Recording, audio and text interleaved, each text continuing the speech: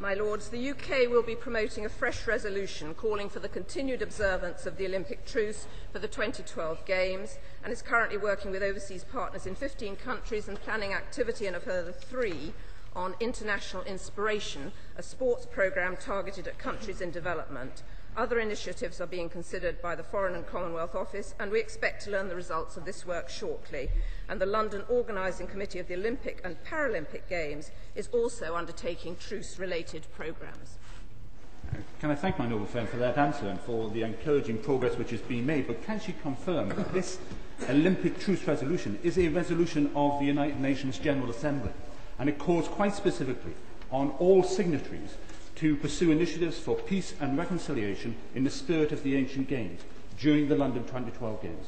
This year, the resolution will not only be signed by the United Kingdom government, it will be proposed by the United Kingdom government. And would she agree with me that it therefore presents a unique opportunity to hand on a legacy from the London 2012 Olympic Games, not only in terms of medals won and land reclaimed, but actually in lives changed and lives saved, and health and humanitarian aid extended?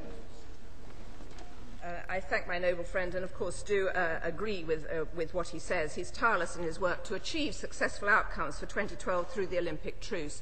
And, of course, this does present a unique opportunity for the UK to lead in proposals for the sort of peace and reconciliation he suggests.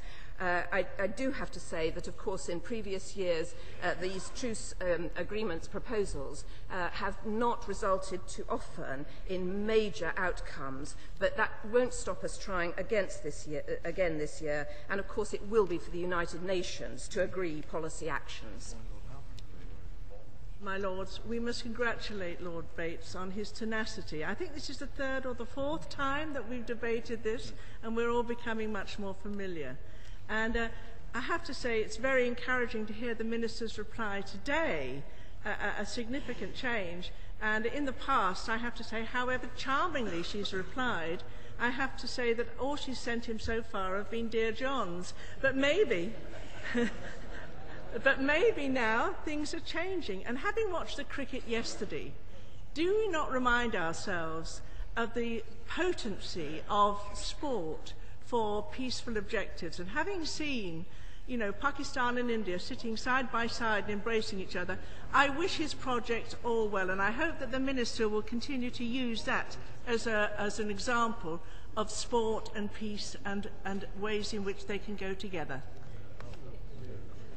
Well, I thank the noble lady for her kind words in amongst that. I'm not quite sure where the question was there, but if it is, do we agree that sport is an excellent forum for international cooperation? Yes, indeed we do. And the government has, of course, got some major programmes to encourage sport amongst young people, as well as to support our major adult sporting events. Would my noble Lord accept that some of the finest athletes in the world, particularly long-distance runners, come from areas which are now troubled by war in one form or another? And the idea of the truce was that people in those circumstances could get to the Games. Would she accept we should do everything possible to ensure that good athletes can do so?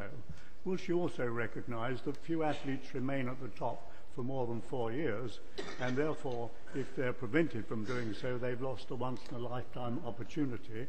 And not only are they disappointed, but the people who hope to beat them are as well. Friend speaks from his own experience as an Olympic athlete, of course I entirely agree with what he says. We will, within the UK, do what is within our power to encourage people from disadvantaged countries to be able to attend and compete in the Games. I have to say a great deal of that does depend on the response from those individual countries as well. But as I said before, it won't stop us trying. My Lords, yes. Is the noble lady able to tell the House what success the government is having in brokering a truce between the noble Lord Coe and the noble Lord Moynihan?